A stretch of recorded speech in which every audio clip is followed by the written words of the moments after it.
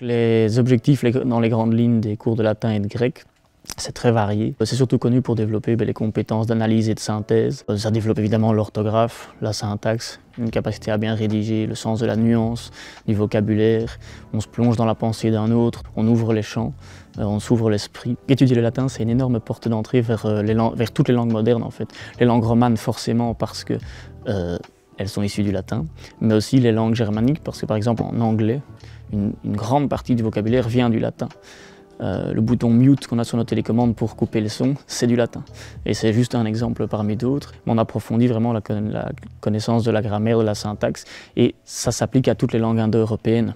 Et donc peu importe la langue moderne qu'on étudie, avoir fait du latin et ou du grec, ça va nous aider clairement. Le latin et le grec, c'est aussi une énorme porte ouverte sur la culture. On sort des classes, soit que ce soit pour aller au théâtre. En 6e grec, ici, début d'année, on a été voir Phèdre. En première et en deuxième, il y a chaque fois un voyage qui se fait sur un site archéologique et musée en Belgique. En 5e et 6e grec, un an sur deux, il y a un voyage en Grèce qui est organisé. Et si ça a encore autant de succès, les pièces de théâtre antiques, si on les représente encore aujourd'hui, si ça intéresse encore les élèves d'aller au musée se pencher sur cette civilisation, c'est parce que ça répond, entre autres, parce que ça répond à énormément de nos questions existentielles qui n'ont pas beaucoup changé en 2000 ans. 3000 ans et plus. Et en fait, c'est ça qui fait la valeur vraiment des langues anciennes et qui fait que depuis 300 ans, on ne parle plus latin comme langue internationale, on est passé à l'anglais. Et donc depuis 300 ans, on remet en question le cours de langues anciennes.